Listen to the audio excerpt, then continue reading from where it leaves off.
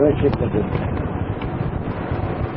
Let us repeat 3 times Namo Tassa. Namo Tassa Bhagavato Arahato Samma Sambuddhassa.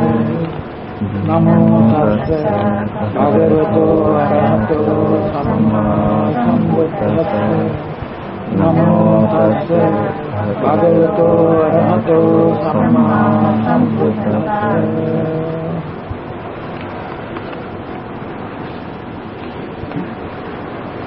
I have to explain first what to do in the practice of meditation. There are 2 kinds of meditation: samatha meditation and vipassana meditation. By practice of samatha, your mind becomes calm and serene. By practice of vipassana, you enlighten yourself. You realize the truth. For a layman, it is very helpful and beneficial if layman or laywoman practices metta bhavana. When you practice the meditation of loving kindness, it brings peace to your heart. It gives health both to your physical body as well as to your mental body. Your mind becomes happy and healthy, and your physical body also is influenced by that mental health.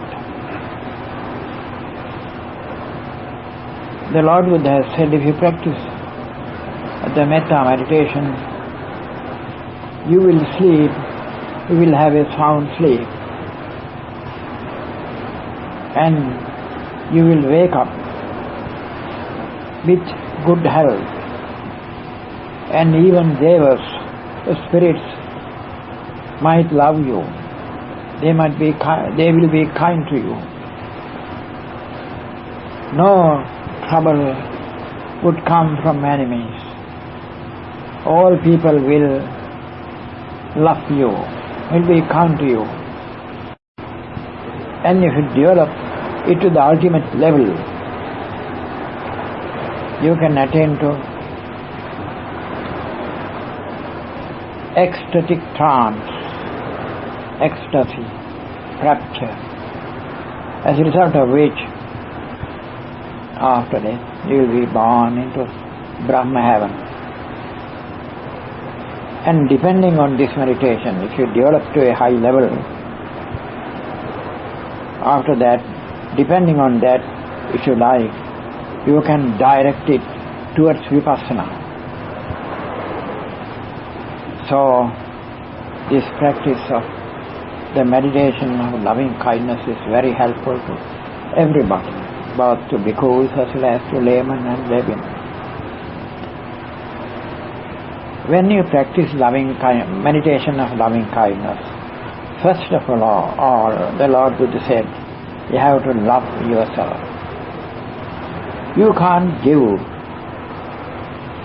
to others a thing which you don't possess. You can't extend love towards living beings if you don't love yourself. Therefore, you have to love yourself. Here, to love yourself doesn't mean desire yourself. No, it means you have to wish your well-being, your welfare, your health. It is wishing of your well-being. So, first of all, you have to wish your well-being. In this practice of self-welfare,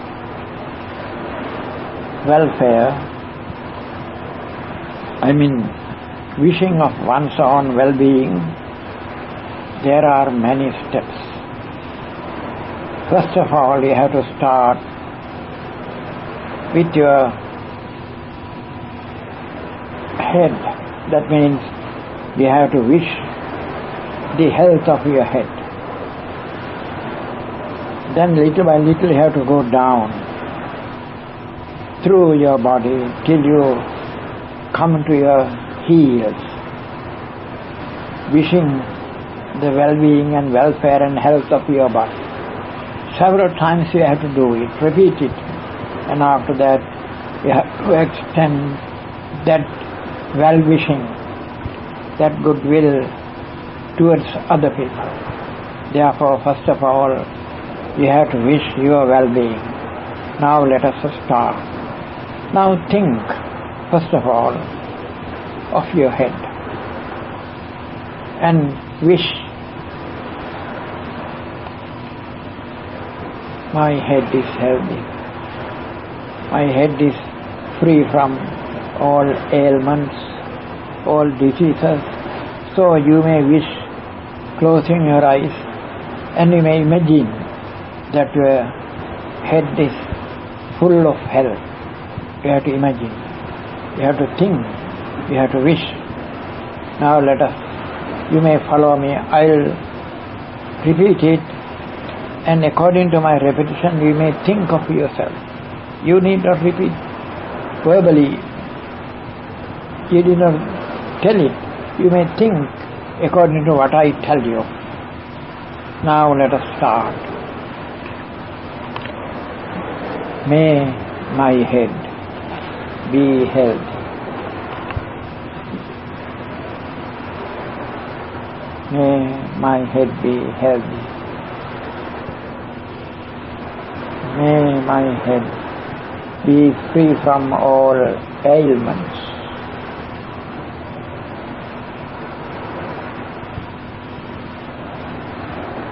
May my head be free from all diseases.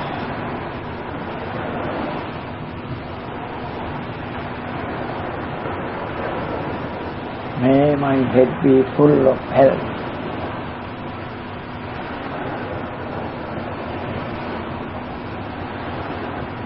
My head is healthy.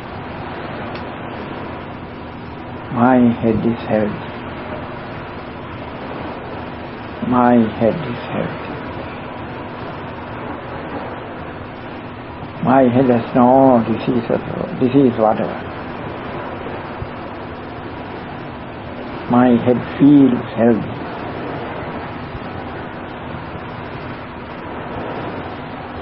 My head feels healthy.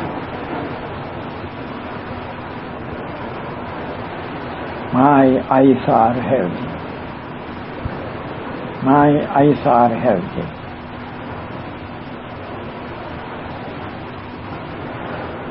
My eyes have no disease whatever.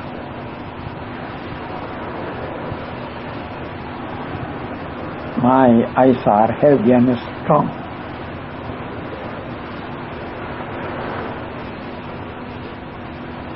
My ears are free from all ailments.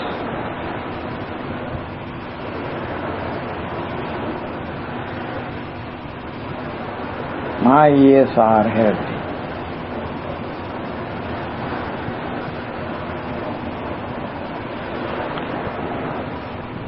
My ears are healthy.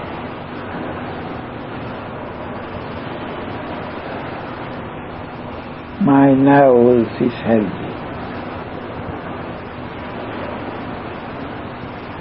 My nose is healthy.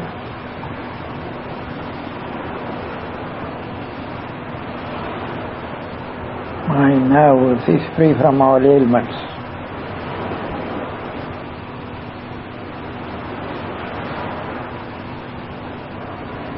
My mouth is healthy.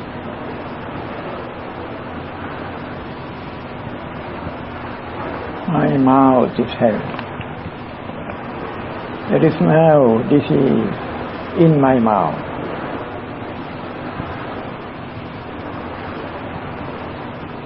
My tongue is healthy.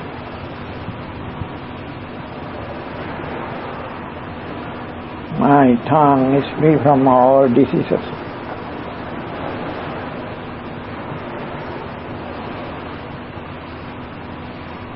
My throat is healthy.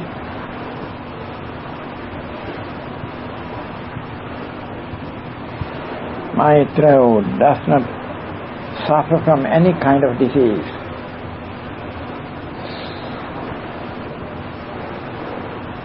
My throat is strong and healthy.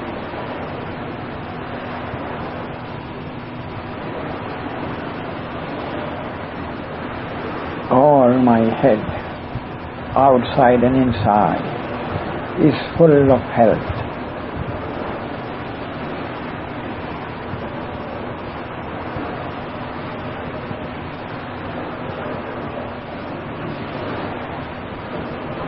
My neck is strong. My neck is strong. May my neck be healthy.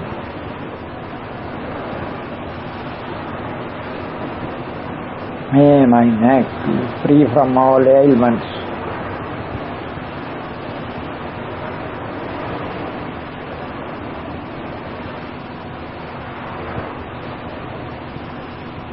My backbone may my backbone feel healthy.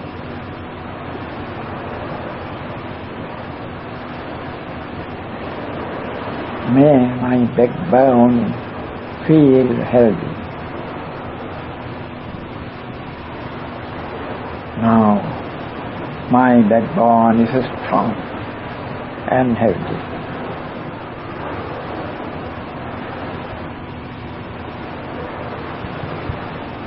My shoulders are healthy. May my shoulders be healthy.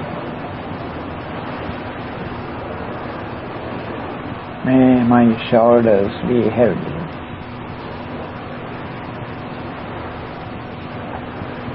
May my shoulders be healthy and strong.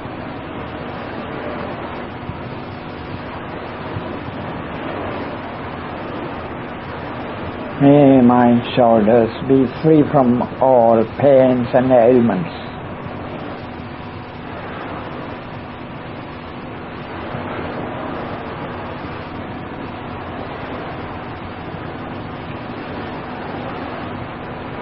May my arms and hand and palm be healthy and strong.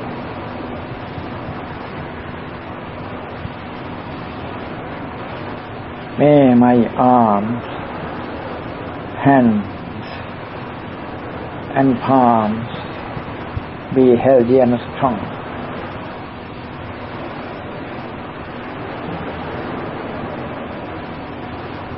May my arms, hands and palms be free from all ailments.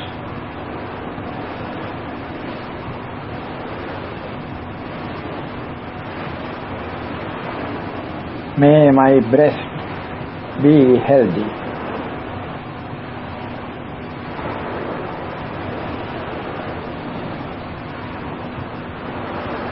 May my breast be healthy.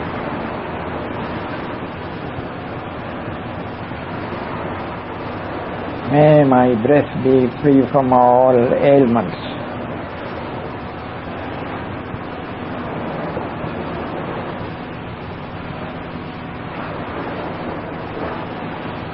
May my heart, lungs and all the parts inside my body be healthy.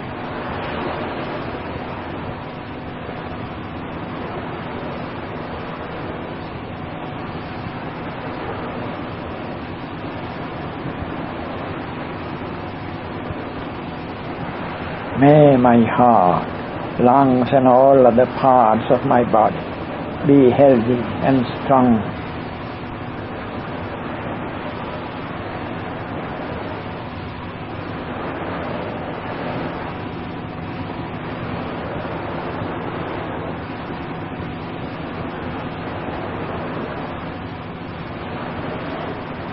May my heart, lungs and all other parts inside my body be free from all pains and ailments and diseases.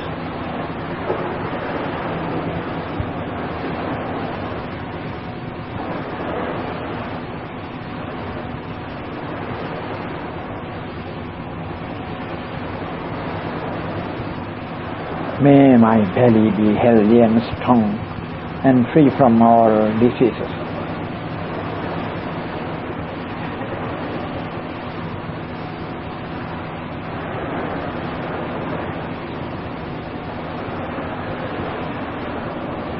May my belly, abdomen be free from all diseases and ailments.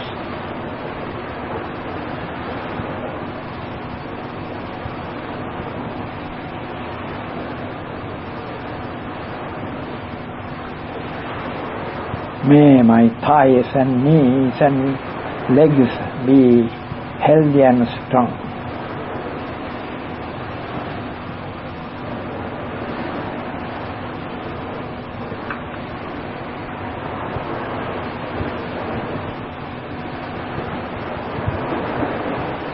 May my thighs and knees and legs be healthy and free from all diseases.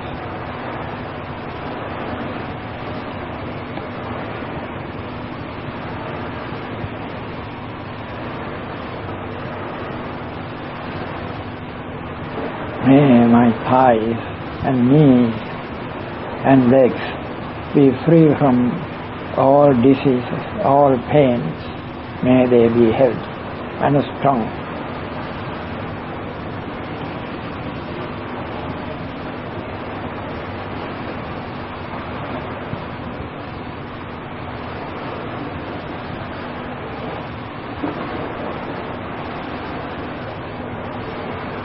May my feet and heels, inside and outside, be healthy and free from all diseases.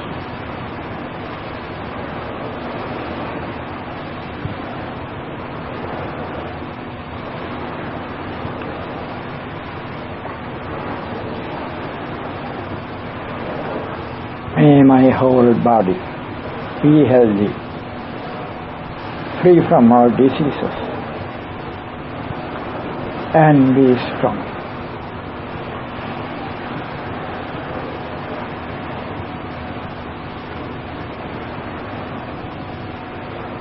May my whole body be strong, healthy, and free from all diseases.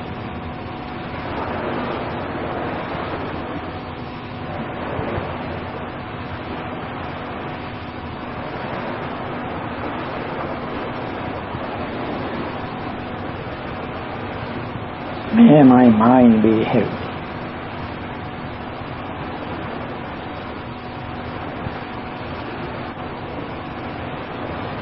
May my mind be free from all worries and troubles.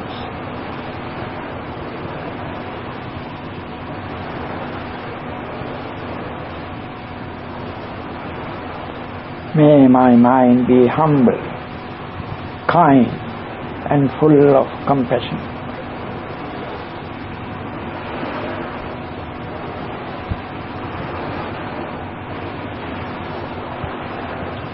May my mind be humble and full of goodwill.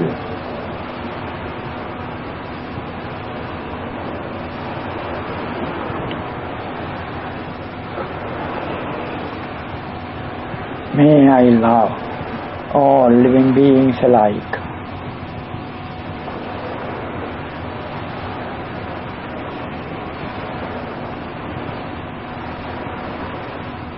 May I be free from anger, jealousy, and pride.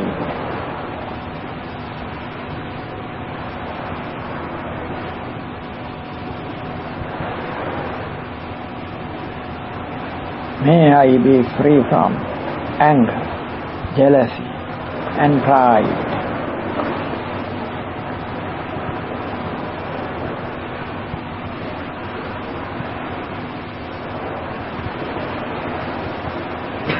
May I be full of pity and compassion.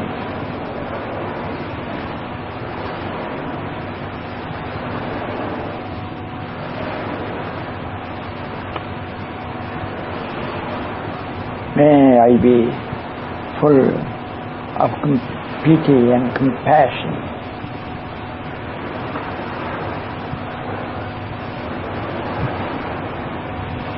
May I love all living beings.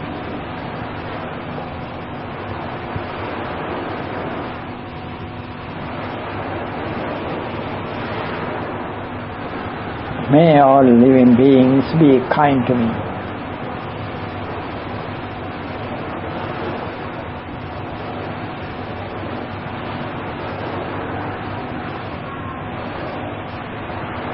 May all living beings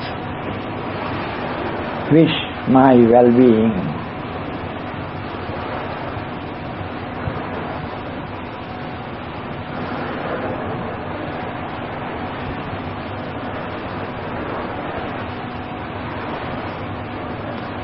May all people now that are in this hall be happy, healthy, and free from worries and trouble.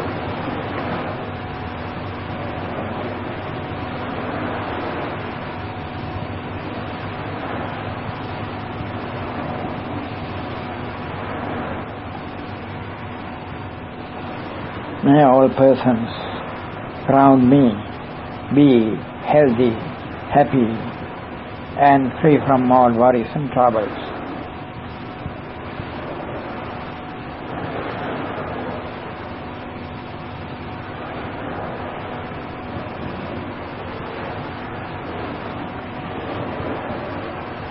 May all persons that are in this hall, in this building, be healthy, happy, and free from worries and troubles.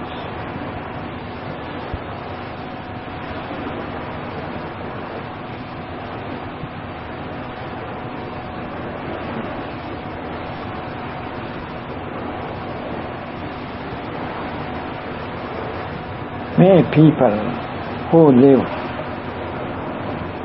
in the buildings around this one be happy, healthy, and free from all worries and troubles.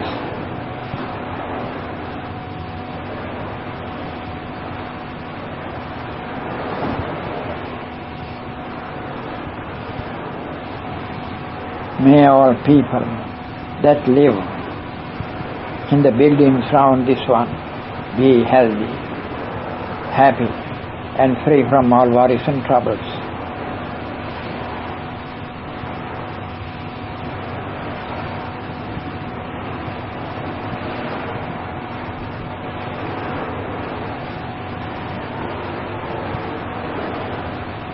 May all my relatives and friends that live near and far be healthy, happy, free from all worries and troubles.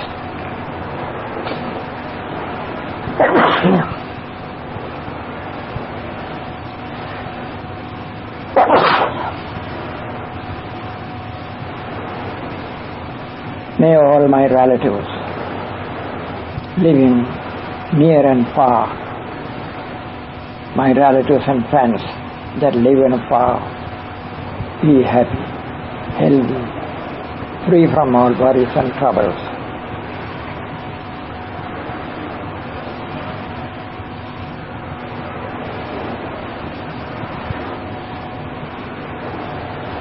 May all people that live in this city be healthy, happy, free from worries and troubles.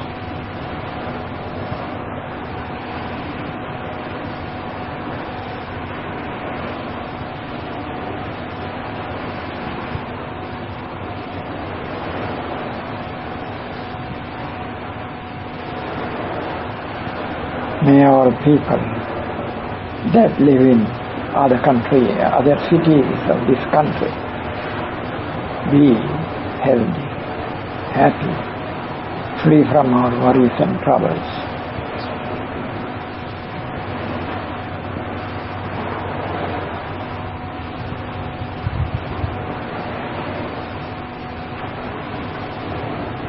May all people in this country be healthy, happy, free from worries and troubles.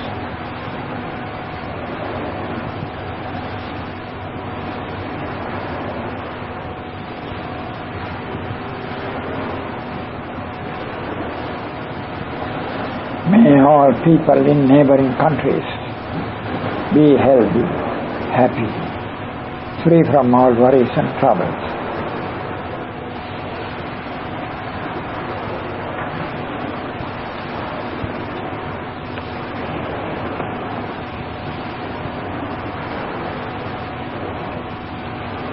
May all people in this continent, this Asia, be happy, healthy, free from worries and troubles.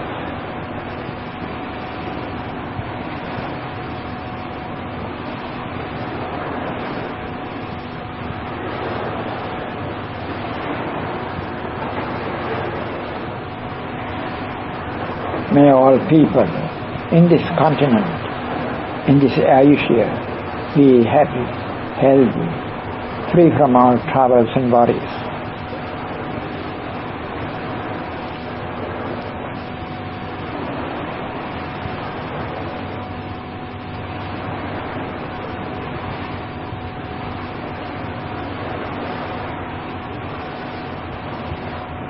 May all people in the next continent, Europe, be healthy, happy, free from all worries and troubles.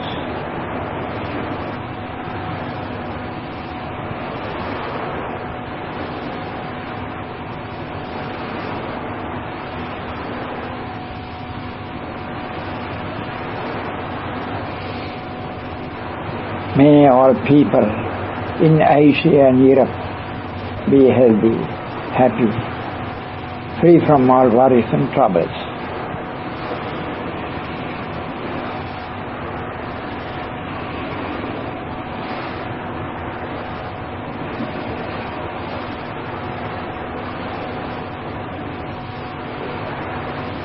May all people in Africa be happy, healthy, free from all worries and troubles.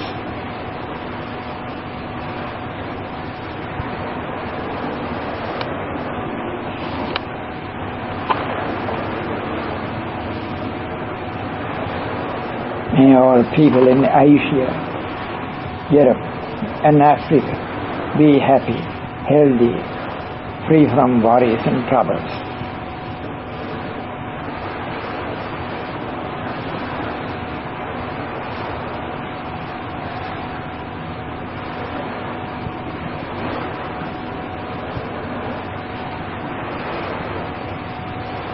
May all people in Oceania, in Australia and other islands, be healthy, happy, free from all worries and troubles.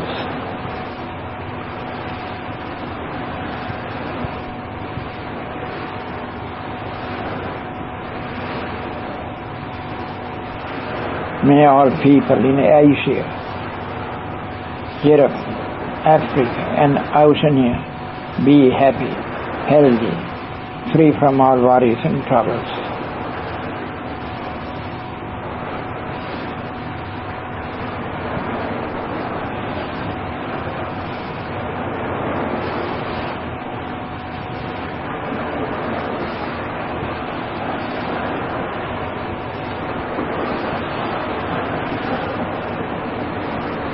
May all people of the continent America, North, Middle and South, be happy, healthy, free from worries and troubles.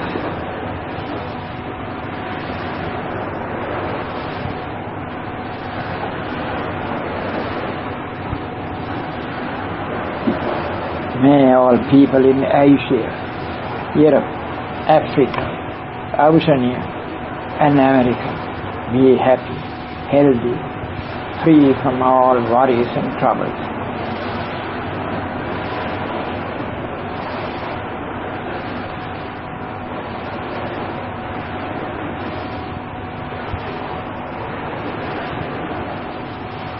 May all beings living in the land, animals, human beings living in the land, and animals that live in water, be happy, healthy, free from all worries and troubles. May all beings, all living beings that live in the east direction, be happy, healthy, free from all worries and troubles.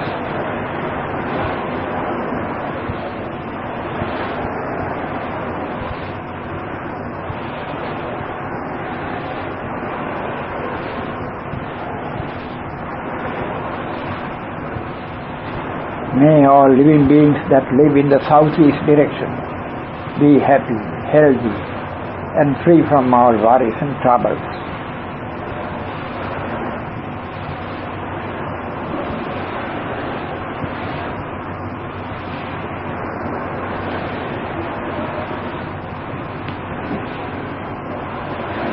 May all living beings that live in the south be happy, healthy, and free from all worries and troubles.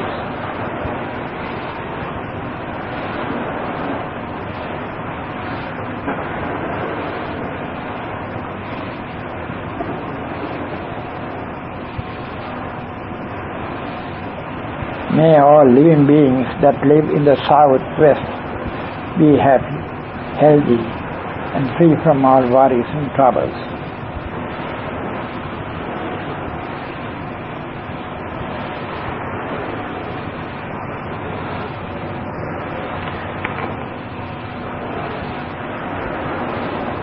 May all living beings that live in the west be happy, healthy, free from all worries and troubles.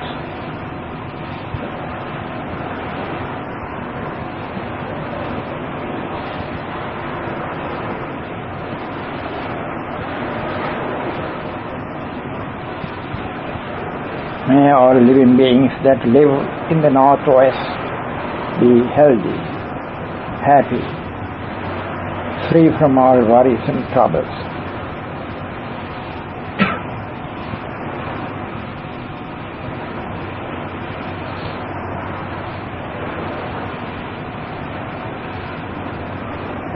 May all living beings that live in the north be healthy, happy, and free from all worries and troubles.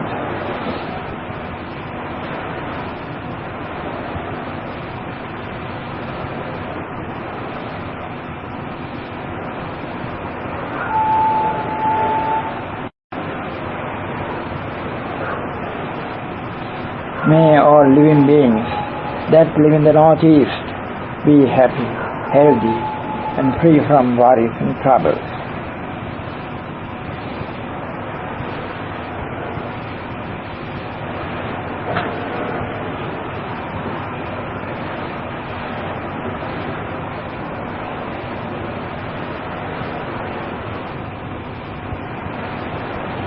May all beings that move above my head be healthy, happy, and free from all worries and troubles.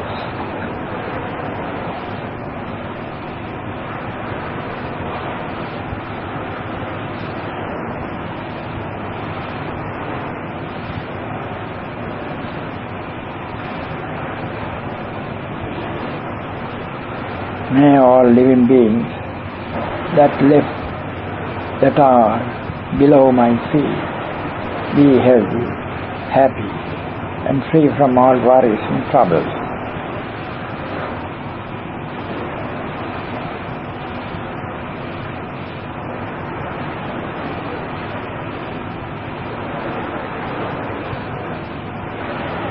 May all non-human beings be healthy, happy, and free from all worries and troubles.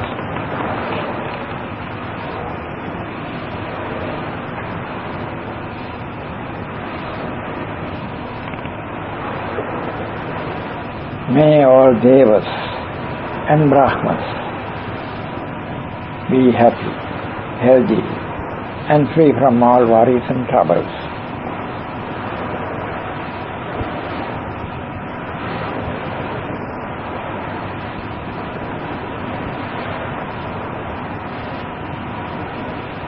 May all hungry ghosts,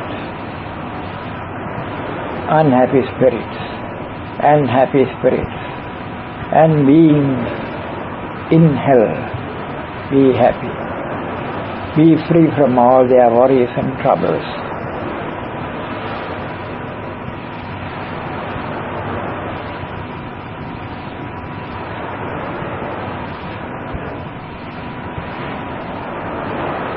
May all beings that are in other galaxies, other world systems, be happy, healthy, and free from all worries and troubles.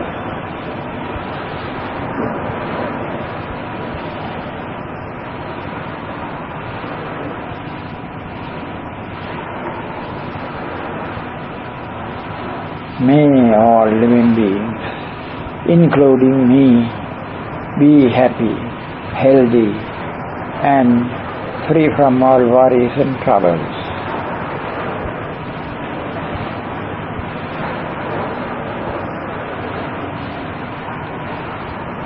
May all living beings be peaceful and friendly to one another.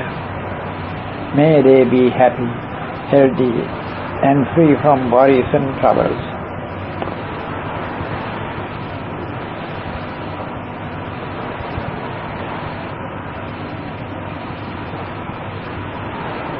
May there be peace all over the world.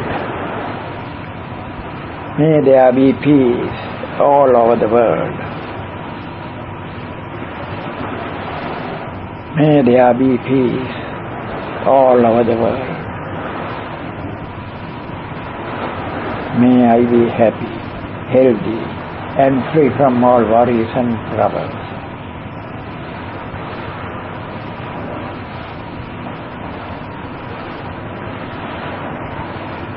May all other beings like me be happy, healthy, and free from all worries and troubles.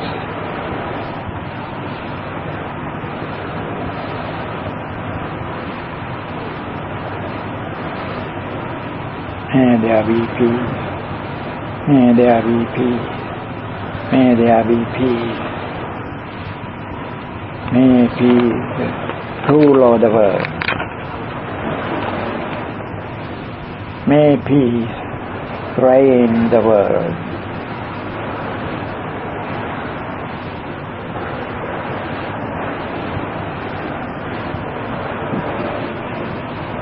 May I and other beings attain as early as possible to eternal bliss Nibbana as a result of the practice of this meditation.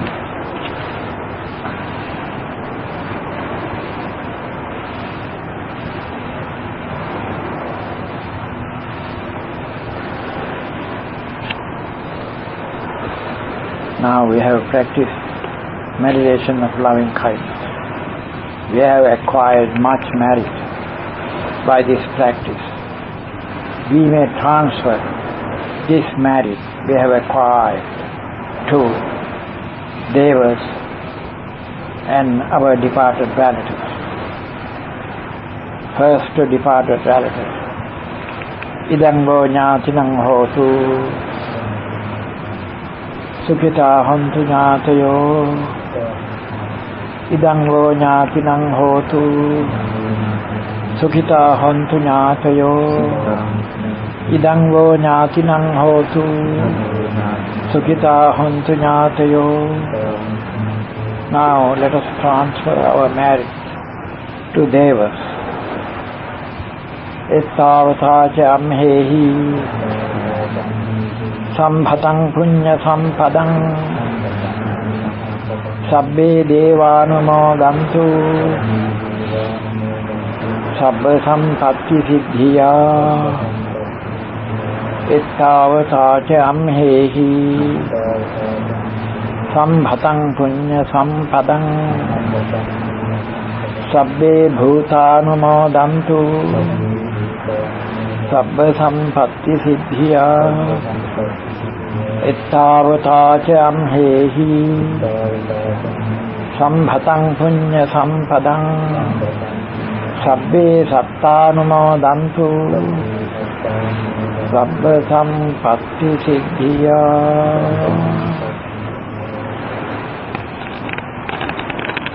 Kindness meditation every day at regular time. If it is at about 8 o'clock at night or 9 o'clock, every day at that time you may start and practice this meditation. If you do it continually, you will see its wonderful good results before long. Within months' time you will see the results. You will be healthy, more and more healthy every day. And more people will show you their kindness, their friendliness. And you will get blessings from the devas also, from the spirits also.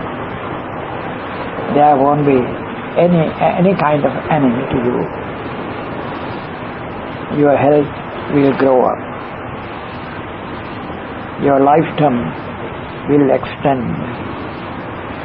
You will be happy in every aspect.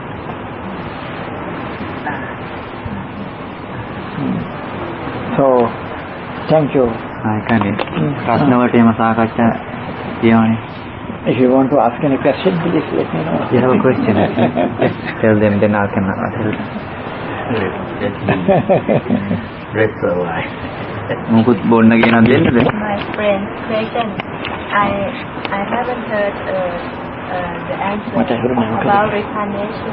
යාගේ යාළුවා ඇහුවලු reincarnation ගැන. මෙයා හිටියේ නැල්ලු නැවතත් කියන්න පුළුවන්ද කියලා අහනවා. Well, reincarnation. This reincarnation is a word used by non-Buddhists. But even we Buddhists use that term is no harm, because there are two kinds of speech. The Sammuti speech and Paramatti speech. Conventional language and the ultimate language. In conventional speech, we may use the words man, soul, self, I, you, and so on. In that conventional language, you can use the word reincarnation. But according to Abhidhamma, from ultimate point of view, when you analyze what we call reincarnation, you will come to the truth, quite a different thing. So,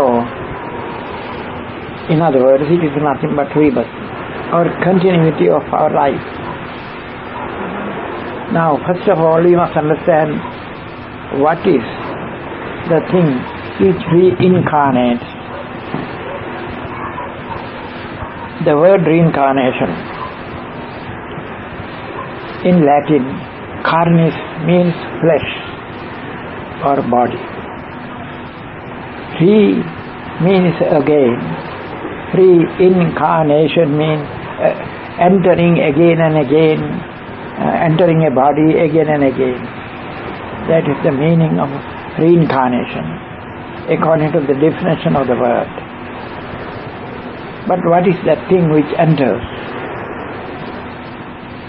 In other religions, they say soul or self enters. When it leaves this body at death, it enters another body. That is the belief of some Christians and Hindus and others. But according to us, from ultimate point of view, there is nothing to be called unchanging essence or unchanging self within us, because everything within us is subject to change. So we have to understand, first of all, what we really are. Before we want to understand what reincarnation is, we must understand what we really are. what I am. Everybody must understand what he is or what she is. Now, I tell you, I use the term I. What is this I? Everybody uses this term I. You call yourself I. Other persons also called I. What is this I? When you analyze, you find the physical body. Apart from the physical body, there is something else. This physical body is material. There is an immaterial part, which we call mind and mental state. Now when we examine our body, we know it is always subject to change. One time, all of us, you and I, were small children. But now, we are big people. Our bodies are bigger than those days, those young days. When has this change come over our body? We can't say, because every moment body is changing. Therefore we can't catch the moment at which it takes its change. Always it is changing, just like a stream. Stream is always flowing. Likewise, the parts of the body, which we call matter units. In Pali we call it Rupakalapa, matter units. Our body is a collection of matter units in different forms, as bones, as marrows, as nerves, as arteries, as flesh, as blood, as skin, and so many names there are according to their shape, but all are matter units, which is a collection of matter units. In Pali we call it Rupakanda, aggregate of material states. So our whole body is a collection of matter units. Apart from that, there is nothing. Every matter unit in our body, all over our body, is subject to momentary change. It rises, immediately it vanishes, giving way to another matter unit to rise up. So always, all over the body, matter units are coming and going, or rising and vanishing all over the body. So quickly this happens, so we can't catch it. But after a long time we see the change. Change means the momentary change. So when I started meditation, I had my body, the collection of matter units. For about 1 hour I spoke to you. Now, at this moment, it is not the very same body. At the start, I had a body. Now it is not the very same body, because so quickly all parts of the body are changing. The old matter units passing away, giving way to new matter units everywhere in the body. So, in 2 consecutive moments, there is not the same person, same body, because every time it is changed. So, there is nothing to be taken as unchanging part in the body. Every moment they are changing. Therefore, every part of body, every matter unit is anicca, impermanent, not permanent. Whatever is impermanent cannot be taken as self or soul or ego. So there is no ego in the body. Ego means unchanging essence. In the body there is nothing that is not subject to change, not permanent. Every part of our body is impermanent, anicca, not nicca. So we don't find any unchanging essence in the body. It is darkness. Now let us come to our mind. What is mind? When a visible object, a rupa, comes before my eye, ayoga, immediately my inner thought process changes, and those inner thought processes direct itself toward that outer object, and that seeing consciousness arises. Chakkhujnana we call it. And it is followed by some other types of consciousness being directed to that object, that visible object. Meanwhile, suppose some sound touches my ear, then that kind of thought stream, thought process changes, and my inner thought process turns towards that sound. Then hearing consciousness arises, followed by suitable types of consciousness. Meanwhile, suppose something I smell, something of good smell, good fragrance or bad smell enters my nose, and then the smelling consciousness arises, followed by suitable types of consciousnesses. Meanwhile, something touches my tongue, then gustatory consciousness or tasting consciousness arises. Meanwhile, something touches my body, then tangible consciousness or bodily consciousness arises in that place, followed by suitable types of thoughts or consciousness. Meanwhile, I remember something past, then mental consciousness, mind consciousness arises, fixing itself towards that past happening. So every moment, according to the occasion, according to the circumstance, different types of consciousness arises. There is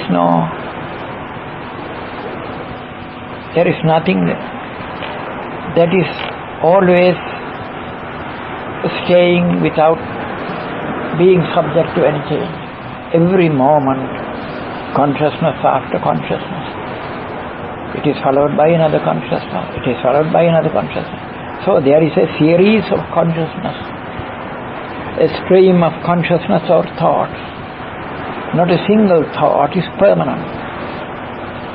Every thought or every consciousness appears and immediately it disappears, followed by another consciousness. It is followed by another consciousness. It vanishes, being followed by another consciousness. There is a stream of consciousness. So where is soul, that unchanging essence? There is nothing. Though people call there is a soul or self or ego, we don't find that unchanging ego. Where is that? Everything depends, every thought depends on what it meets, either a visible object or a sound or something to be smelled or some taste or something tangible or some idea. So depending on such things, such state, thoughts or different types of consciousness rise and vanish every moment. So there is no atta. There is no unchanging soul, unchanging self. There is a state, a series or a stream of mental states subject to momentary change. Every thought is unchanged permanent. Every thought is non-ego entity. There is no ego entity, unchanging essence, subject to change. So, what is I? A minute ago,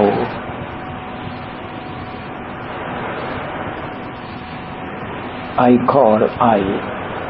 use the word I to the body and the thought or mind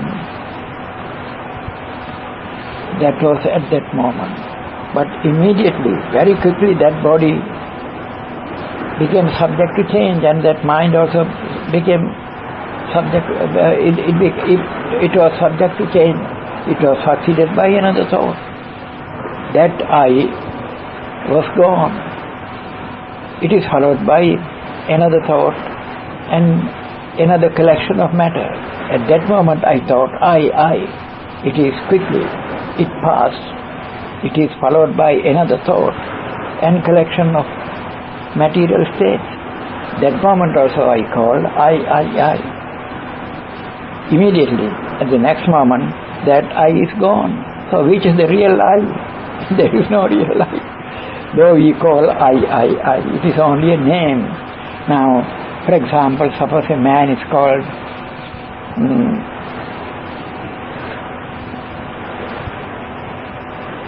Sudhamma. We may call him Sudhamma. What is Sudhamma? Either is I, ear, body or mind. What is this Sudhamma? It is just a name. Likewise, I is just a name, a conventional usage to express a continuity of mental and physical states. So what we call man or woman or animal or deva is nothing but a psychophysical process, psychophysical stream. When you go to a river, you can't put your finger twice to the same water. You put your finger, you take it out. Second time you put, it is not the same water. The first water passes down without any gap. Some water has come and filled the place, or it is not empty at any moment. Always it is full. Likewise, always our body is full of material state, but they are subject to change every moment. The so-called mind also is a series or a stream of rising and vanishing thoughts, leaving no gap. Every time there is a thought. Even when we sleep, there is unconscious consciousness which we call bhavangati.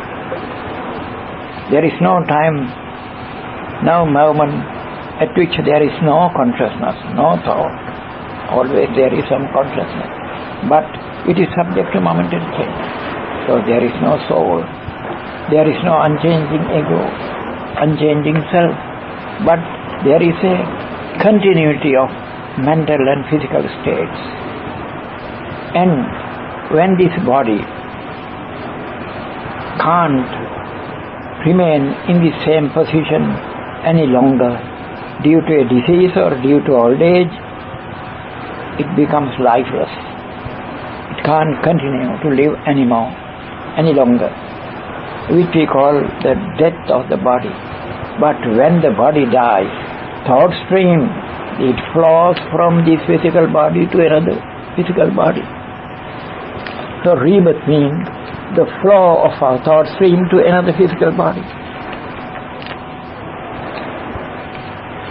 It is the last moment there is a thought arises. The next thought should arise after that, but it can't arise because at that moment the body is dead. Therefore it is followed by another. In another place it arises. Now I give an example. Suppose here is a screen. Suppose there is a screen here. You put a cinema picture over the screen and the machine is working and the picture is going on. Meanwhile the screen falls. What happens if the machine works? The remaining part of the picture falls on the floor or something behind the screen. The picture goes on. It changes the place. It changes from the screen to another. The story goes on. Likewise, even though the body falls, body dies, the thought stream flows. When it passes from this physical body to another physical body, we call it rebirth. And where it will go, where the thought stream go? thought stream में कोहे दे आने के लिए thought stream. कोहे दे आने के लिए. Well, the last point it is I have to describe according to Abhidhamma and even according to Sutta. Now, there is wonderful nature of things. Suppose you light an oil lamp. When the oil is exhausted, at the last moment, the flame becomes very big. That is natural. Just before it is off, the last moment it becomes very big, that flame. That is natural. Your five senses become inactive first. The energy of the body gathers to a certain center of the body, either to the brain or to the heart. At that moment, ear does not hear, because the energy goes away from the ear, eyes and other parts of the body. Body is inactive. The people around it might think that body is dead, but it is not dead. The whole energy of the body has gathered in a center, either in the heart or brain. And at that moment, that energy, at other times this energy was spent for five senses, six senses, eye, ear and other things. Now all that energy is now supporting only one sense, mind sense. Therefore, at the last moment, our mind sense is 5 times powerful. At other times, the energy is spent for 6 senses. Now all that energy is spent only for one sense, that mind sense. Therefore, the memory power of mind sense is very strong at the last moment. Then, at the last moment, mind remembers from the birth up to that moment every happening as in a cinema picture. While it sees all these things, it remains in a happening, in an event which is very heavy or very striking, good or bad, or some habitual thing, or something nearest, very striking thing, either a good deed or a bad deed, very striking and heavy. When it sees and remembers that, it begins to exercise the same action at that moment. In Pali it is called Nana Khanika Kamma. The Kamma he has done at some moment, it revives, it repeats at that moment mentally. If it is a good Kamma, then mentally it is working. And that Kamma becomes refreshed. It gathers much strength.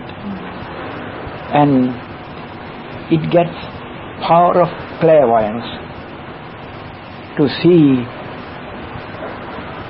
the result, its result where it flows to, thought process flows to. If it is a good place, he might see a beautiful garden or something. If he is about to be reborn in a mother's womb, it may see clairvoyantly something like divine eye, the mother's womb, or if it is a heavenly place, some heavenly grove or something like that. If it is an unhappy state, it may see a fire or something like that. Then naturally the thought process inclines towards that. It is bent towards that. It is attracted towards that. It likes it. The next moment, yes. Impulse. Yes. It's possible to call impulse. Yes. The next moment the thought rises there. That is the resultant thought of this last active thought. That is called Kamma Vipaka Chitta. So the last moment of the present life shapes the future. That is how rebirth takes place. It is a deep philosophy. You have to learn a little psychology, the science of mind.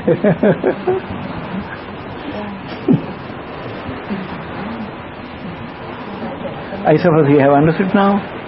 Right.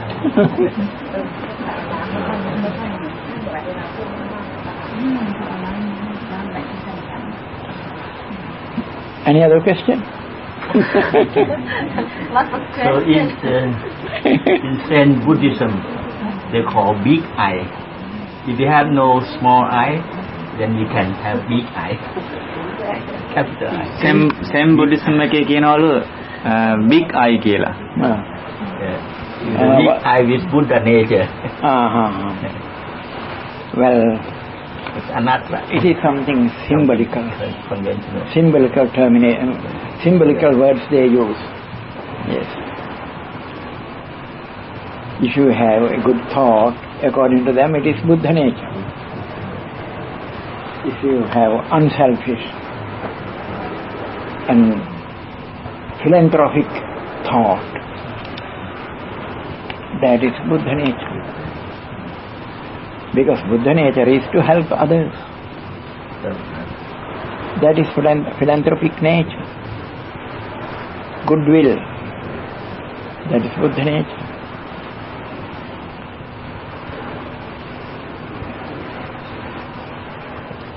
When sometimes when we meditate and we feel uncomfortable, I mean that maybe we are tired or we feel hot or this, and we can't meditate. We feel very, it cannot concentrate. What shall we do? සමහරලාට භාවනා කරනකොට බොහොම uncomfortable. සමහරට ඒක tired ඉඳ වෙන්නේ නැති කියලා කියනවා. සමහරලාට weather එක hot ඉඳ වෙන්නේ නැති. Well, when you practice meditation, sometimes due to climatic condition, disagreeable climate, you feel tired. And when you feel tired, you have to stop it. You don't try to continue, then you feel much more and more tired, and you feel lazy. Then your meditation won't be successful.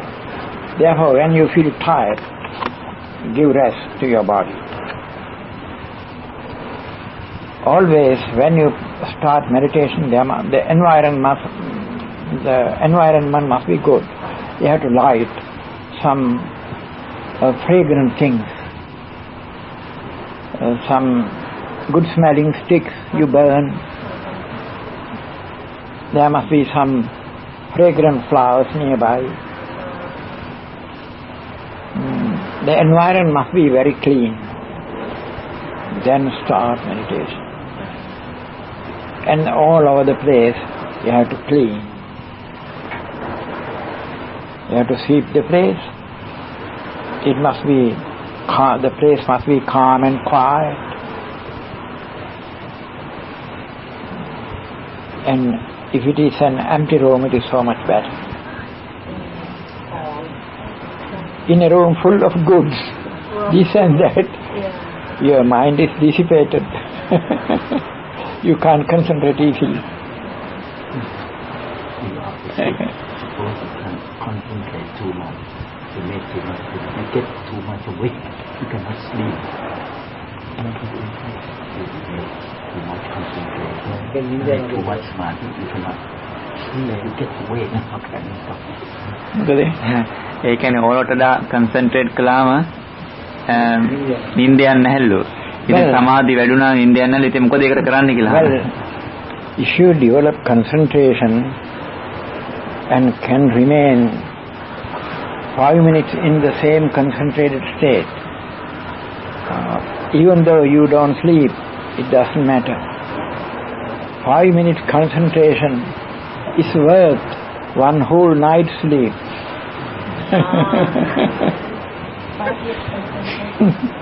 It gives comfort to your body than a sleep of whole night,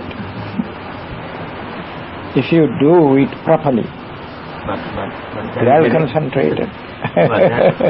That you have to reach the very apana, very deep concentration, which we cannot. It's very difficult. Well, to attain to apana stage, that is the full fixation of mind on the object. It is very difficult, but slowly you have to develop it.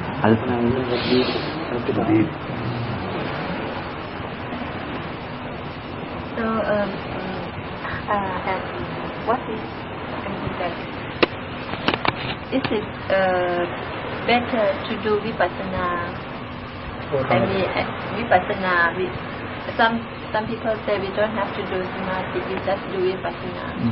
සමහර අය කියනවලු මේ සමාධි කරනවට වඩා හොඳයිලු විපස්සනාව කරනවට. Well, සමතට වඩා. whatever people would say, you have to understand what the Buddha has said.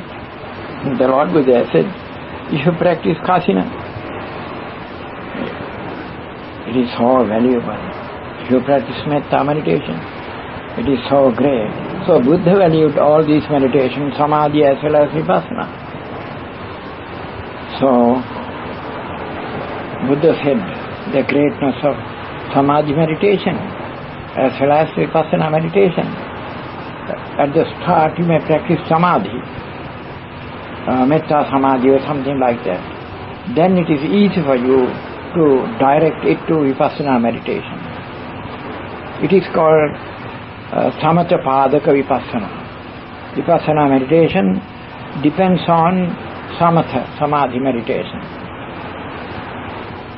Yes, but they say that because when we do samadhi and one stage is happiness, when we get happiness from the samadhi and we will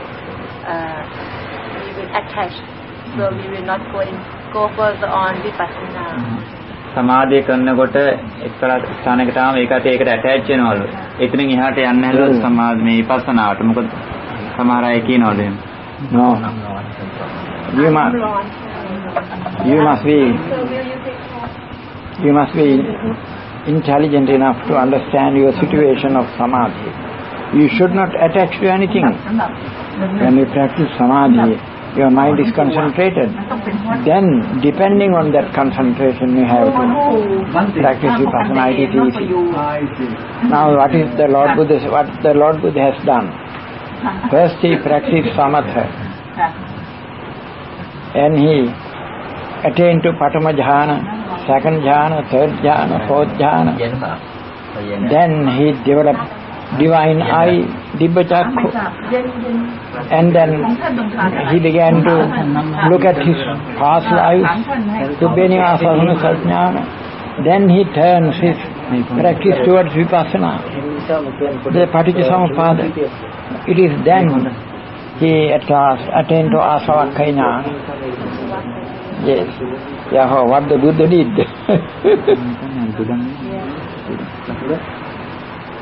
So there are some persons who like to practice vipassana first. Even then, there is khanika samadhi. Yes, it is called momentary samadhi. Without samadhi, there is no vipassana. They must work together, go together. It is called yugananda. Two together. Without samadhi, no vipassana. Yes.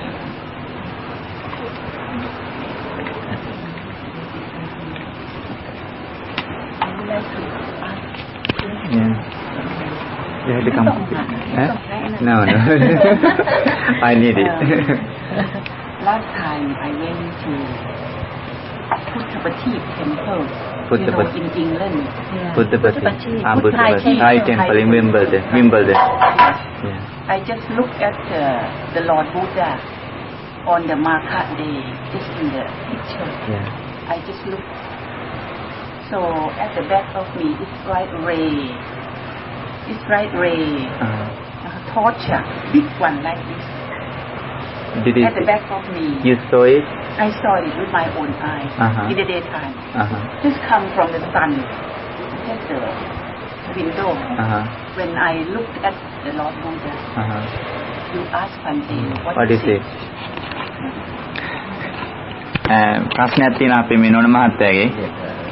එයා London එකේ තියෙන විම්බල්ඩන් තායි temple එකේ තියෙන පන්සලක් තියෙන විම්බල්ඩන් වල. ඒ පන්සලට ගියාලු. ඒ ගිහිල්ලා ඒ විහාරේ පිළිමේ දිහා බලා ඉන්නකොට ලොකු රශ්මියක් ආවලු. එයා දැක්කලු ඇස් දෙකෙන් බුද්ධ රශ්මියක් නේ හරිය කියන්නේ. බුද්ධ රශ්මියක් ආවයි කියලා. ඉතින් මොකද්ද කියලා අහනවා ඒක ඒ. එයාගේ ඇස් දෙකෙන් දැක්කලු. පිටිපස්සෙන් මෙන්න මෙහෙම. Sometimes due to straining of eyes you see some light. That is due to straining of eyes. Sometimes when you practice a meditation, your past impressions come up. That means in your past life you had practiced the light kasina, aloka kasina meditation. Do you know about when you practice concentration here, when your mind is well fixed on any object, that past impression which are stored in your thought stream, they come up and you see a light. So then what you have to do is to close your eyes and see the light. Try to see the light and you should fix your mind on that light. If you develop it, the fixation of your mind on the light, the one pointness of mind, samadhi on that light, you can easily attain to first jhana appana. You could do it. මම කියන්නේ නෝන මහත්තයාට තේරෙන්නේ නැහැ මම කසින භාවනාව කියන්නේ මොකක්ද කියන එක. Well, you can fix your mind on one object, light. You may light a lamp. Look at it. Don't strain your eyes. Close your eyes. Think whether you can take a replica of that light. It is mental copy of that light. After some time, you will see mentally that light. Then you need not look at that with your eyes. Now mentally you may see your mind and fix your mind on that mental light. By this way you can develop concentration. This is a kind of kasina meditation. It is called aloka kasina meditation. There are 10 similar kasina meditations. That is concentration. There are 40 kinds of such meditations, such concentrations. If you practice any one of them, then you can develop your concentration. Then you can attain to jhana states. Arpana.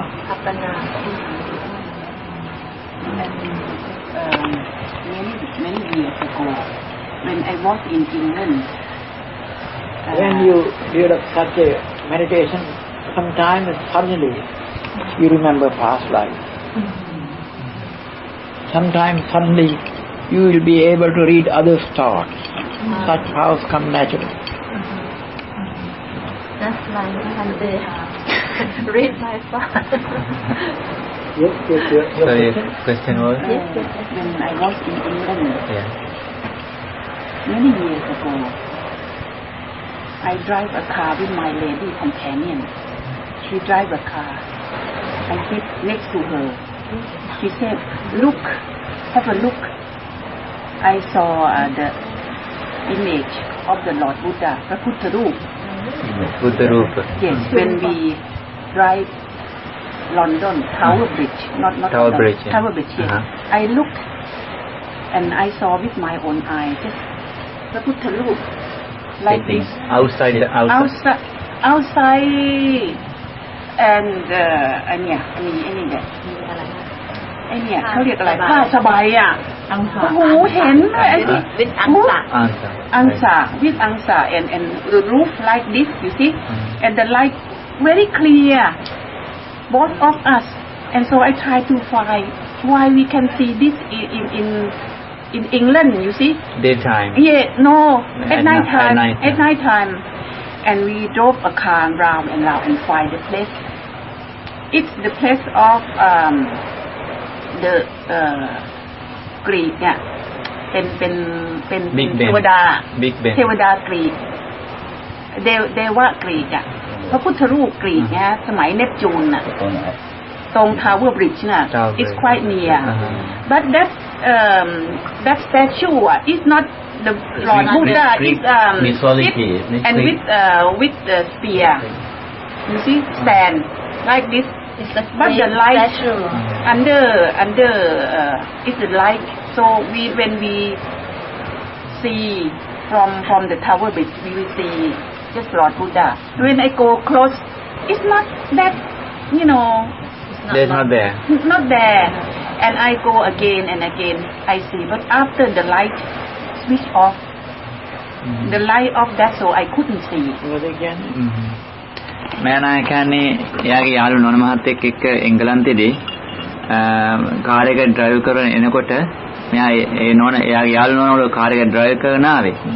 එනකොට හවස රාත්‍රියේ එනකොට car එකෙන් එහා පැත්තේ දැක්කලු බුදුහාමුදුරන්ගේ බුද්ධ රූපයක්. ඒ කියන්නේ මේ කට්ටියම දැක්කලු එහාරි බුද්ධ රූපයක් නැහැලු. අර ටවර් බ්‍රිජ් එකේ අර පාලම ඇරනේ Greek Neptune. Greek. That's Neptune. And my lady companion said that the Buddhism will be prosperous in England before I met Ajahn Sumedho, just not so long. Before you met Ajahn Sumedho. Yes. At that time. පිටවන්නේ බුදු කියන්නේ සුමේද හාමුදුරේම හම්බෙන්නේ මේ ඉස්සෙල්ලා කොහමද චිත්තසෙම හැදෙන්නේ ඉස්සෙල්ලා මෙයා දැකලා තියෙන අවුරුදු 12කට වගේ ඉස්සෙල්ලා. නිකන් අහසේ.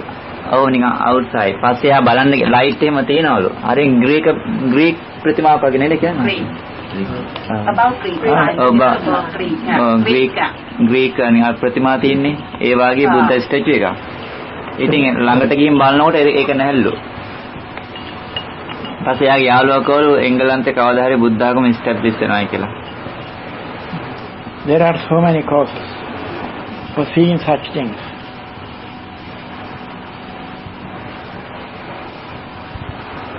Buddha lived 2500 years ago. Even though he passed away,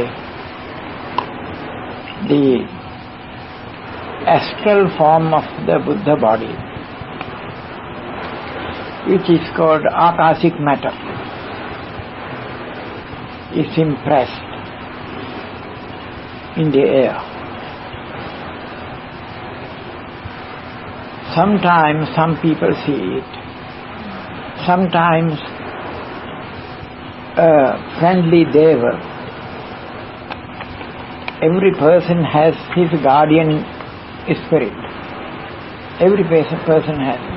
That guardian spirit shows such a thing, causes such a thing to appear. In such a way you can see such thing. I came to know of such a thing.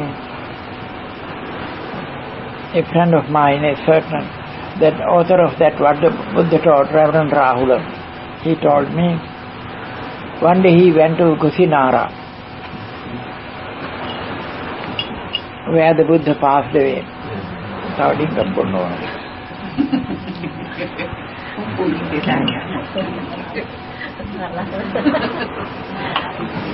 When he was standing in Kusinara just before the temple, suddenly he saw Buddha, the Lord Buddha coming over there to this area in a very clear form, very beautiful.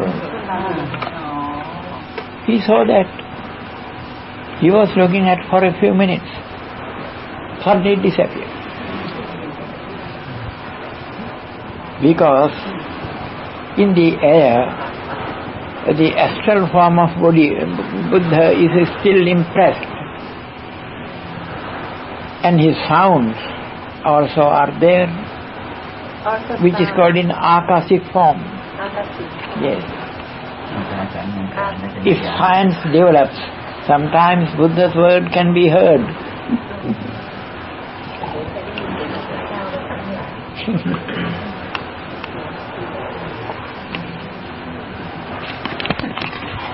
So the Lord Buddha teaches us to know the nature of things, right? To know the nature of things. But then everything should be rational. You use your wisdom. You learn to get wisdom. But why you have some spiritual? What? You see, I think if we can speak with loud, it's much better. If we're gonna translate, it might be difficult.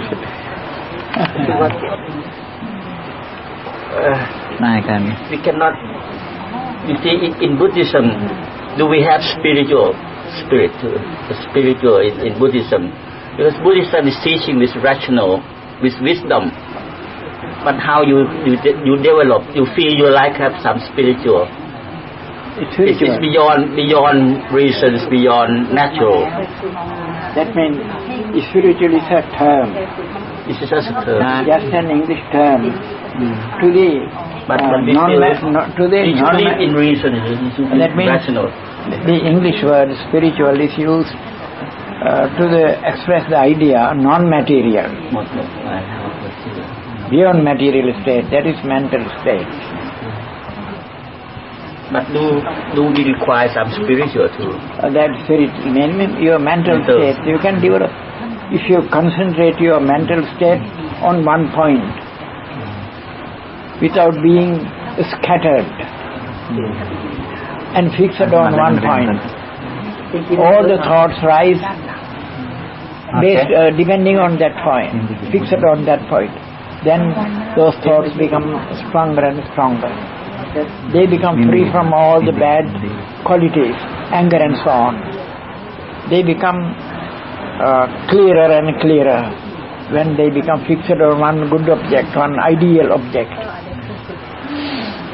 To make your mental side strong, the only thing is to remove all mental defilements from your mind stream.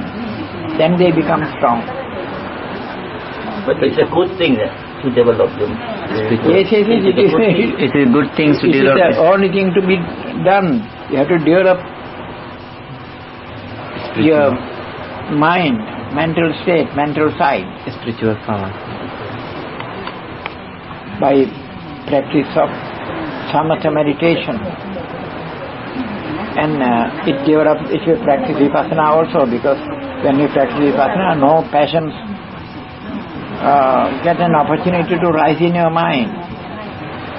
Is that the question?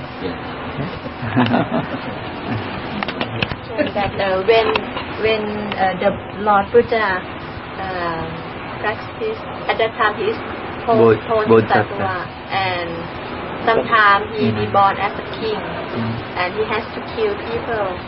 Will he accept that akusala? බුදුහාර බෝසත් කාලේ සමහර අවස්ථාවල රජ කෙනෙක් වශයෙන් ඉපදිලා තිනවා. ඒ අවස්ථාවේ ඔහුට මේ මිනිස්සු මරන්න වෙලා තිනවා. ඒක අකුසලයේ වශයෙන් බලපානවද? විපාක දෙනවද කියලා අහනවා යාට.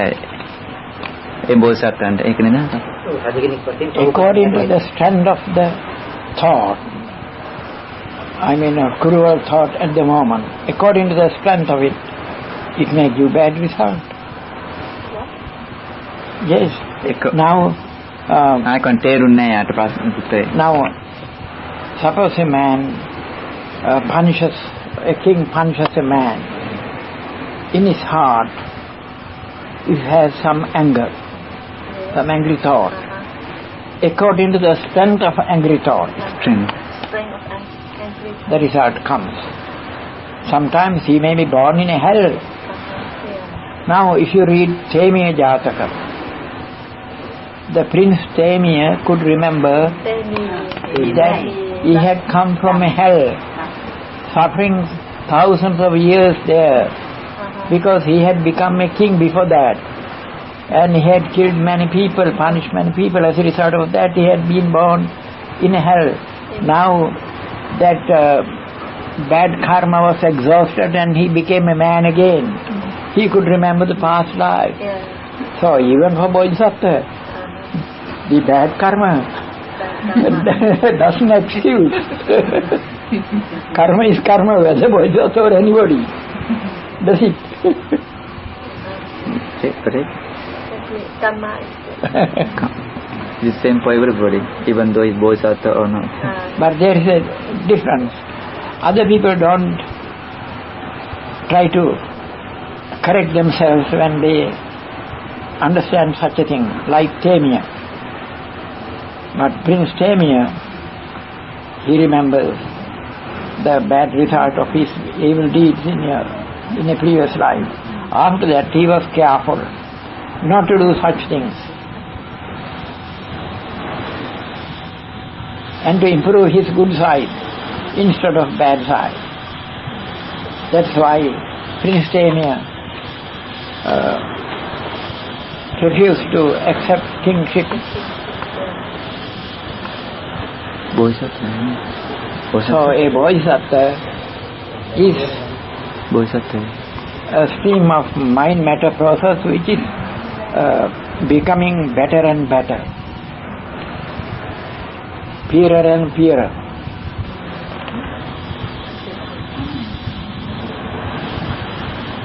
Such things happen before he had done some evil deeds.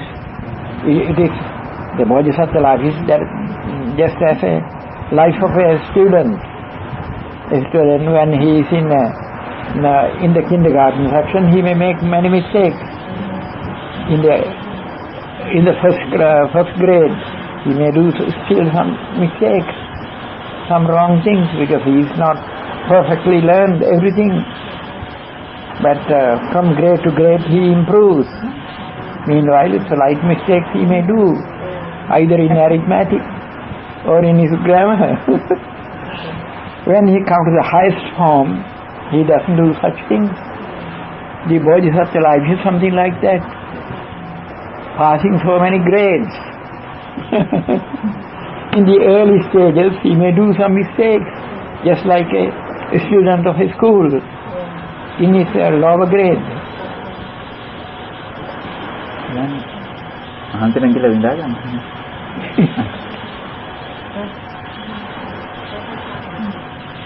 You got it? You got the answer? You understand? Yes. Who? Sorry? Who? I have one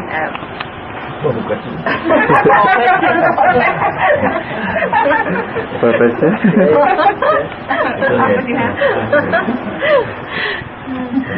It's a little bit private. Yeah. You would ask them. Yeah. Just like my father, we have a crocodile farm, and we have to kill crocodile. Kill. Yeah. To get the skin.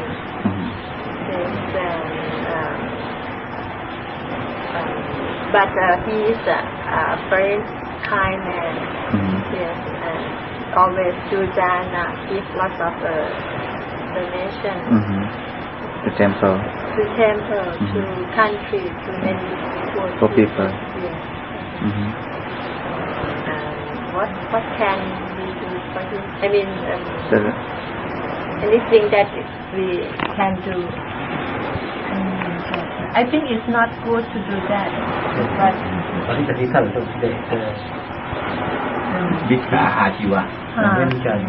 yeah. You know, there are fishermen. Their business is fishing, but they do good deeds at the same time. Sometimes on other days he is fishing. On full moon days he observes it preceptively. Yeah. Same is the case with your father. Therefore, if you accumulate good deeds as well as bad deeds, you will get mixed results. But she thinks it is not good. But there is one thing. As he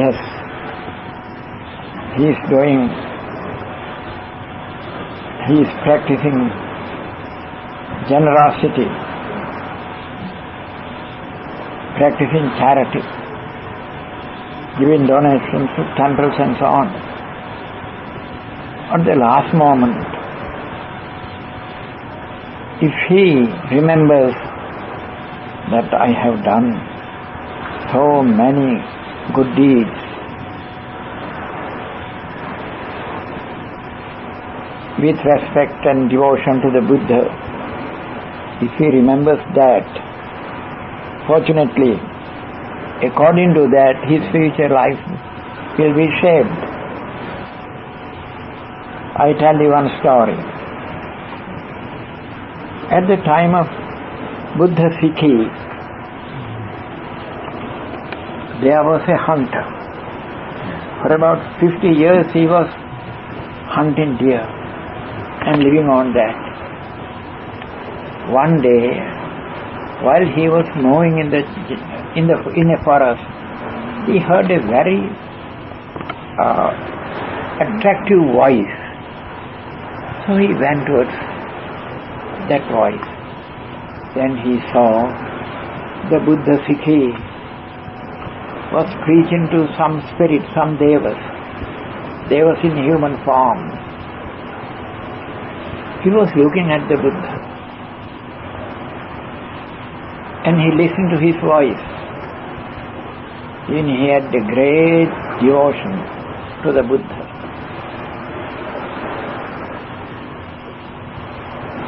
Then he left the place. But every time, even though he hunts deer as his way of livelihood, but always he remembers the Buddha, how the Buddha preached to devas, the Buddha figure, and his voice always he remembers. Fortunately, at deathbed, that always remembering the Buddha became a habitual karma, a habit karma. So, when it becomes a habit to remember such a thing every day, at this moment, it comes up. And he remembers at this moment the Buddha, he sees Buddha. And he heard Buddha's voice. According to that, he was reborn in thousands of heaven.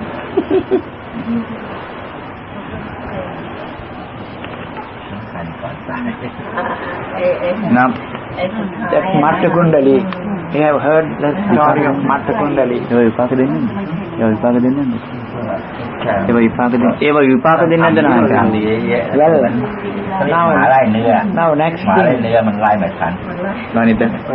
Now next thing, that person was born in thousands of heaven, and now I have to explain the nature of karma. When a person does a karma, it has 7 parts. First part is ready to give its result in this life.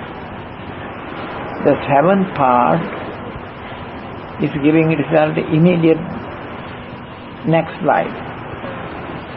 Other middle 5 parts of every karma will give their result in a future life, beyond next life, if they find opportunity. Now that person, that hunter, after death he was reborn in heaven. So its 7th part of of his bad deeds, they became inactive. That it is called ahosi, because they didn't find opportunity to give their result 7 parts. But the 5 middle parts remain to give their result if they get an opportunity. But they did not get opportunity because that person from that heaven after a long time he was born as a human being. But fortunately, he had good friends to do good deeds. And he did not do any evil deed in that life. Because of his good deeds, he was born again in heaven. So, by turn, one time in heaven, again as a human being, then doing good deeds again in heaven. So he spent for about 30 couples, 30 world cycles. Those evil deeds could not find an opportunity to give their result. At last he was born in Savatthi at our Buddha's time, and he met the Buddha. And he entered the order, he became a monk and became an arahant. That is the nature of karma. If you keep doing bad things, it will bad karma කරගෙන ඉන්නවා නම් ඒක well, if you do always bad deeds without doing any good deed, then they find opportunity to give you bad results. But you do good deeds. Sometimes good deeds are more powerful than bad deeds. Sometimes they cancel the power of bad deeds. That is the nature of karma. Now suppose you eat bad food, but meanwhile you take some medicine, some medical, some medicine which are able to nullify the result of bad food. Then the result of bad food can't come up, because you take some medicine every time. So there is a inner fighting between good and bad deeds. If the good deeds won the fight, then bad deeds come down, they don't find the opportunity to rise up. แต่ว่าต่อไปพอบอกเขารวยแล้วก็เลยบอกว่า ตอนนี้ก็ยังไม่เห็นเลิกแต่ก็รวยมันเลิกไม่ได้นะคะคุณปาน good deeds and bad deeds just like one people a robber if he steal people money and he use that money to good thing to give dana or what I mean how about the result, what is the result? එයානවා දැන් කවුරු හරි සල්ලි හොරකම් කරලා ඉවරලා ඒ සල්ලි වලින් දානයක් දීලා පින්කම් වැඩේ කරනවා නම් ඒකේ ප්‍රතිඵල කොහොමද කියලා අහනවා. Well, that depends on the strength of the mind at the moment of giving dana. Though he has stolen that money, but at the moment when he spends that money, at that moment he has a generous thought. The power of this generous thought is another thing. The power of the stealing mind at the moment when he steals it is another thing. You not cancel, huh? According to the strength of the mind at the moment at which he does something, according to the strength of the mind, the result comes.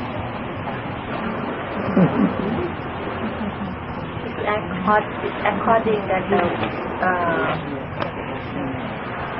under that. Now it is said that also a person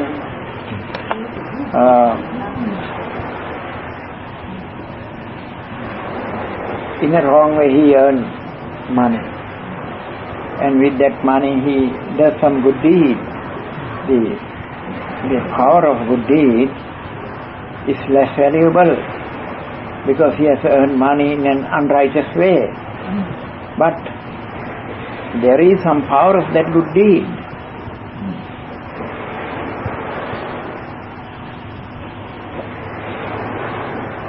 The wrong way of earning money is called mithyajiva. But even though in mithyajiva he does some good deeds, at the moment of doing good deed, if he can make his mind very pure, very strong, it gives good result.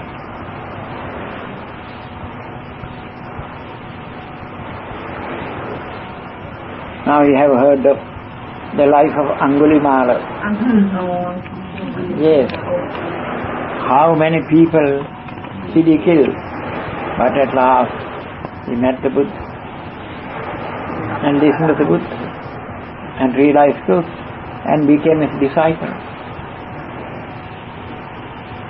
and attained to arahantship. But he has a good intention, not bad intention. All along he didn't feel guilty. He always had good intention. I can එයාගේ අදහස මේ මිනි මැරීමට හොඳ අදහසක් මොකද ගුරුවරයාට සැලකීම එකක්නේ.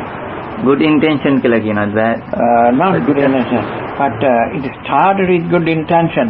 But when the moment of killing, he has cruel thought. That moment. The moment of killing. But chetana is At the moment. the karma is At that moment. But the motive, the first motive is good. But at the moment of killing, the chetana is very cruel. But all became nullified when he met the Buddha. So that is why the Lord Buddha said, Kamma visayo achinteyo. It is very difficult to think of the nature of karma. And yesterday Pante said that don't give up to give up to the bad people. I mean, a monk who not behaving good behavior. No, Bhante didn't say that don't give. Bhante said Yes, why he still give them? අර ඊයේ නායකහරු කිව්වනේ අර මේ කතාව. ඔව් නරක විදිහට හැසිරෙන නැත්නම් බෑඩ් බිහේවියර් තියෙන අහඳුරුන්ට කාට හරි සලකන්න කියලා. ඉතින් ඇයි කියලා අහනවා එහෙම සලකන්න කියන්නේ. ඒක නේද? Because the Buddha said that we should plant into the good soil. When we do dana. ඒ කියන්නේ නායක දන් දෙන එකට කියනකොට දන් දෙනකොට කියනවනේ විශේෂයෙන් හොඳ තැනක අපුරන්න කියලා. ඉතින් නරක අයට දීමේ කියන එකේ වෙනසක් තියෙනවා නේද කියලා කියන්නේ. නායක ඒක ඊයේ විස්තර කළා ඒකට මතක නැහැ. Now there is a way of thinking when you give dana to others. Suppose you come to know of the bad nature of a monk,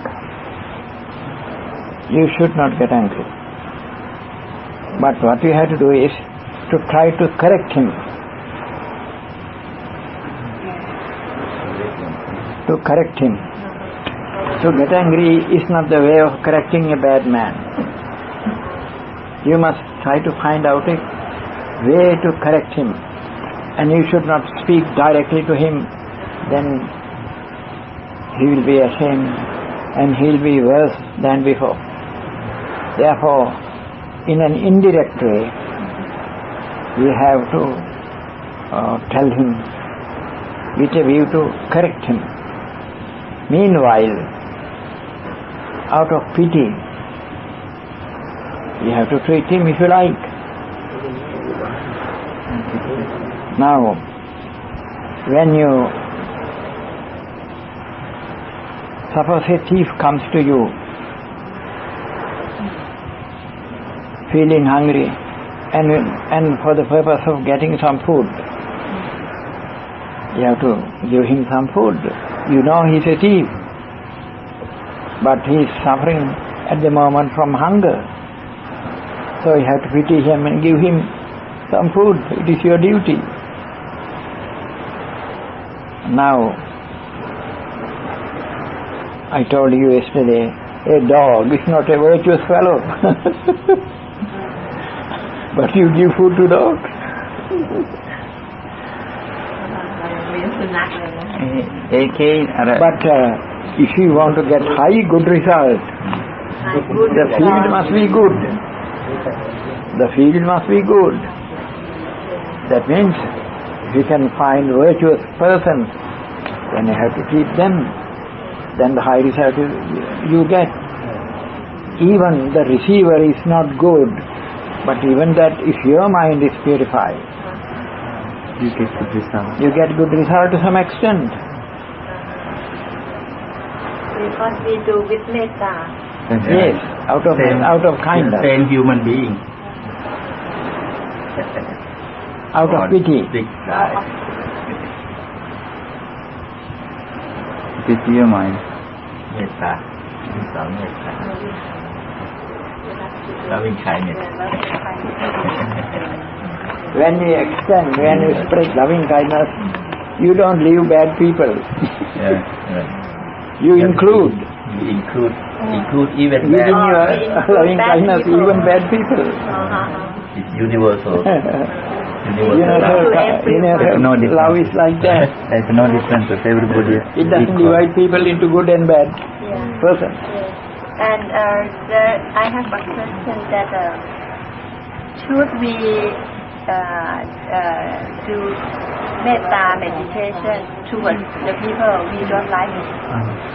මේ අපි มันยากใช่ไหมคะเราไม่ชอบเขาแล้วจะไม่ให้เราแผ่เมต මේ ตา අකමැති අයටත් ඒකත් තියෙනවා. කවුරු හරි අකමැති නම් එයා ඒ අකමැති එක්කනට මෛත්‍රී වඩන්නද මෛත්‍රී භාවනා කරන්නද කියලා අහන්නේ යා වෙන්නේ. Enemy. Suppose you have Loving kindness. කියන්නේ තරහකාරයන්ට.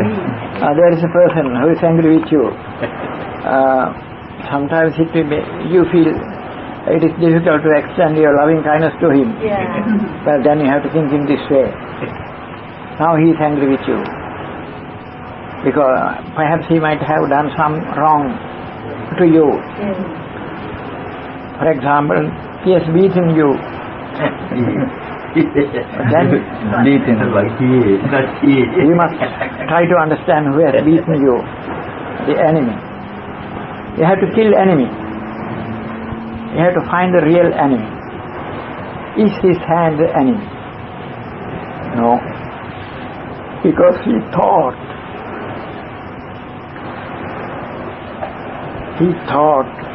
to beat you. And that thought rouses his hand. Raised his hand to beat you. So the hand is innocent. It is his thought that has done this mischief. So, if his mind has not thought to beat you, that hand does not rise up to beat you. So, mind is responsible for this bad deed, not the hand. So, you should not take revenge upon the hand. You have to take revenge upon the mind, his mind, but not the whole mind. If anger is not risen in his mind at the moment, the mind can't do such a mischievous deed. Only at the moment when anger is risen in mind, the mind becomes cruel. Otherwise mind is good. So the whole mind is not responsible. It is the anger which has roused the mind to do such an evil deed. Therefore you have to kill that, we have to find the real enemy, that is anger. So you have to kill anger, not the whole mind, not the body.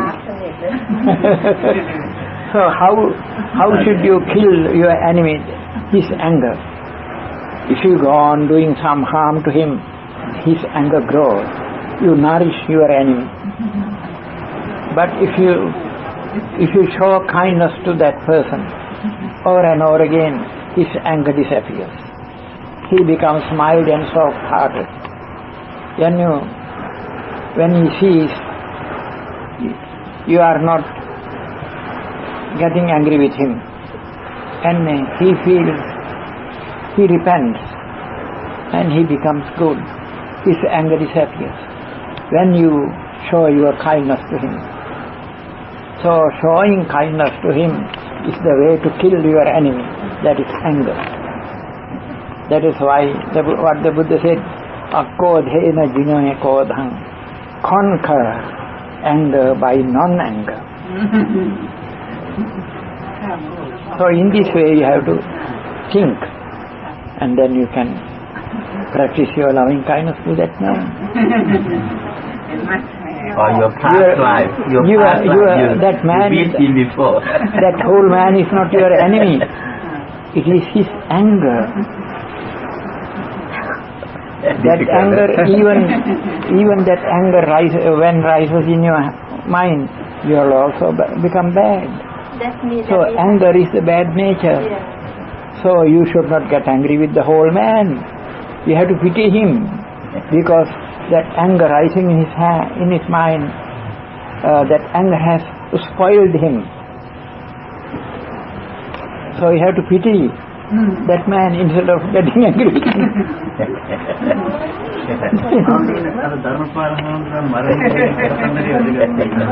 Because of his anger, he gets, as a result of it, he will fall into a trouble in future. He does a bad karma. Therefore, he has dug his own grave. Therefore, you have to pity him instead of getting angry. නායකයන්නේ අර ධර්මපාලතුමා මරන්න ආවේ කල්කටාවේ ඉද්දි ඒ කතාව කිව්වොත් හොඳයි. Well, I'll tell you a wonderful event. In Sri Lanka, there was a strong nationalist and Buddhist missionary, Mr. Anagarika Dharmapala. Perhaps you have not heard of him. He's the best Buddhist missionary that appeared in Sri Lanka to bring the message of Buddha all over the world. In England, in America, in Germany, in every country. The founder of Mahabodhi Society, the greatest Buddhist society at the time. It was the British time. He roused the people to get independence and to drive British people out of the country. He began to give lectures everywhere. He was a very brave person. So it went on like this. And one time, it is during the time of First World War, about 1914, he was in Calcutta building a Buddhist